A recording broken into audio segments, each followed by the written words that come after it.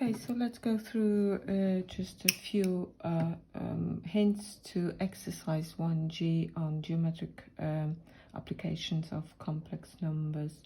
So question 1, 2, and 3 are very similar to the example.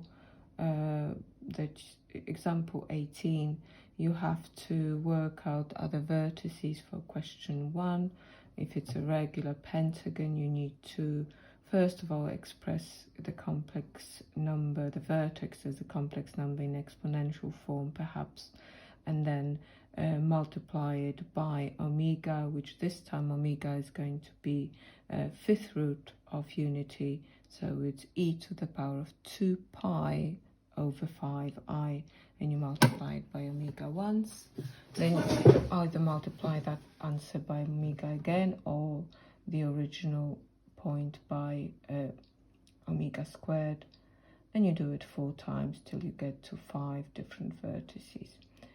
Okay, I thought I would just go through a little bit through example 5, question 5, and then possibly some hints about question 6. If you need help on any other questions, you'll need to ask me when you've had a go at the exercise. Okay, question 5. Here we've got a point on an Argand diagram 8 plus 8i, and this point is one of the vertices of a regular hexagon. So I'll just express it in exponential form. You don't need to, but just in case we need it, let's say what's modulus. So before I even read on, I'll just do that. 8 squared plus 8 squared, square root 8 root 2. And then you've got the argument. It's very simple, pi over 4, 45 degrees. Now we are going to find in the form of a plus bi the complex numbers corresponding to the other vertices of this hexagon. So if it's a hexagon, we are going to look for the 6th root. Use omega as your 6th root. Omega is going to be e to the power of I 2 pi. It needs to be shared between 6 points, so divided by 6. So it's e to the power of I pi over 3. I don't know which form is going to be better, so if you write it in Cartesian form, cos pi over 3 plus I sine pi over 3. So that's going to be root 3 over 2 plus a half I. Okay, so we are going to use that as our Z1. Let's multiply Z1 by omega. Now, because they want the answers in A plus IB form, if you use the exponential form of our numbers, then see what happens there. If you add these arguments, you're going to get 7 pi over 12. Now that is not a very nice number. On the calculator, you know, when you put it instead of into the trigonometric form, you're not going to get nice values for A and B. So in order to get exact forms of A and B, what you are better off doing is reverting back to 8 plus 8i and then multiplying it by root 3 over 2 plus a half I. You need to expand and write it in this form, so it's your job to do it. Now you multiply Z1 by omega squared to get the next number, or once you've got this number, which probably is not going to be a very nice number, it will have some thirds, you could multiply that by omega. So I think you're better off actually to doing Z1 times omega squared. I'll just do this number just for so this is going to be our Z2. Let's label it nicely. That's Z3. So I'll do one more.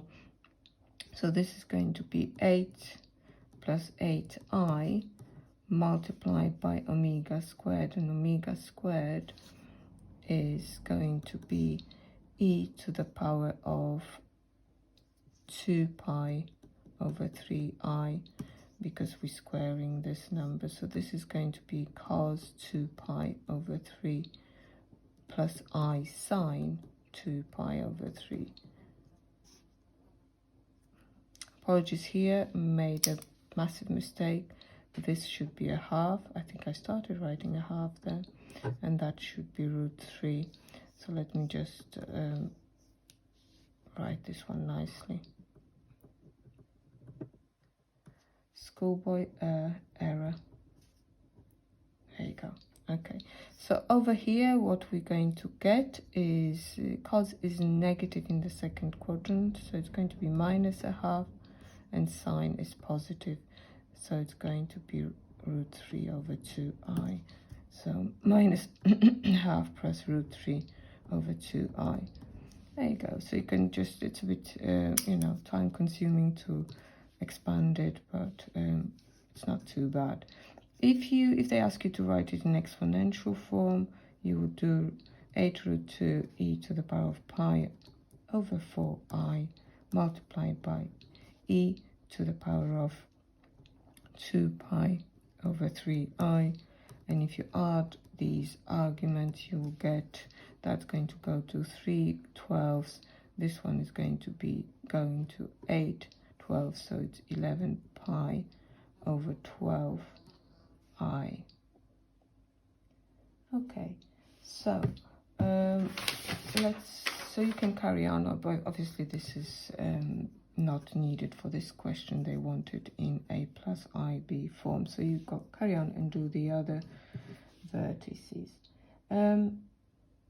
So let's have a look at part B. The 6 complex numbers corresponding to the vertices of the hexagon are squared to form the vertices of new figure. Find in the form of a plus bi the complex numbers corresponding to the other vertices. Okay, so I'll just do one. So the first number is going to be my complex number 8 plus 8i. If I square it, I'm going to just write it in the exponential form. So if you square that, you'll get 128, and if you square it, the e part, you get pi over 2i, and that is simply 128i. Okay, then all you need to do is do the others. Probably better off using exponential form to begin with. So if I square that, let's just see what happens there. So it's going to be again 128, and over here we are going to have e to the power of 7 pi over 6i, and 7 pi over 6 is going to be in the third quadrant, so we are going to both negative, so it's minus, let's just actually keep it as 128. You can put it in cos, to use the calculator by this way, not try and do everything in your head and then make mistakes like I have done it with this one here. So, but I'm sure cos is going to be minus root 3 over 2, and sine also is negative minus a half I. So you are going to get minus 64 root 3 and then minus 64i. I'm thinking, you know, you can carry on and do the next one. So you'll have one on the imaginary axis, one that's sort of 30 degrees away from this. So I think you'll have another one. And then if you, so Z3, I think Z3 is going to be there, Z3 squared.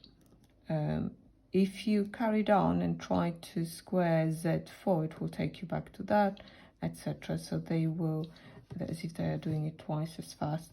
So you will then have to find the area of this triangle, but I don't think it's a bad, difficult task for you to complete on your own. So let's have a look at question 6. I thought that was an interesting question.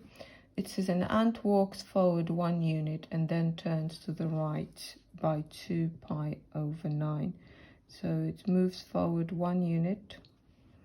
Now if it carried on there, so if it turns right and does another 1 unit and then turned through 2 pi over 9, and then if it carried on there, it turns through another 2 pi over 9, and then I think it does it once more, 2 pi over 9. So we are going to find that distance. Okay, so how far is he from the initial position? What is from the distance of the ant from its initial position is given by sine 4 pi over 9 over sine pi over 9. Okay, so the first thing to realize is that you can actually apply, you can think of it as vectors.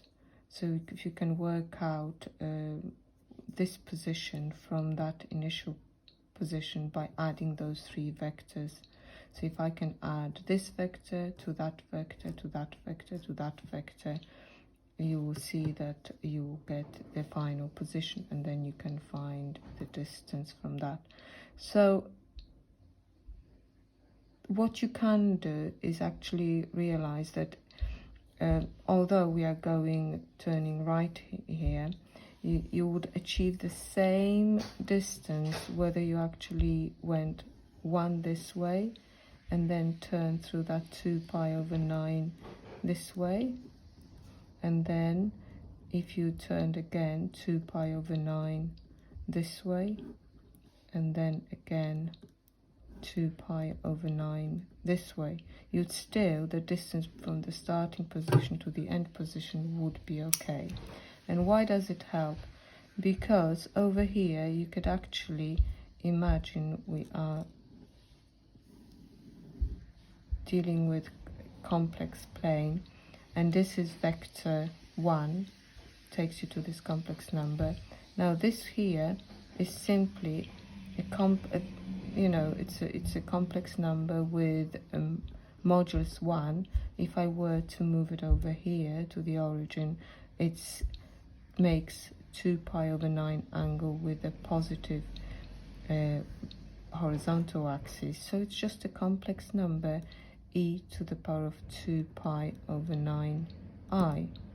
Now this one here, imagine this, you've turned through 2 pi twice. Altogether this is 2 pi over 9 as well. So this is 4 pi over 9 angle that you've turned from the initial position. So this complex number, this vector which represents a complex number, has length 1 and the argument of 4 pi over 9, because you measure the argument from the horizontal positive direction.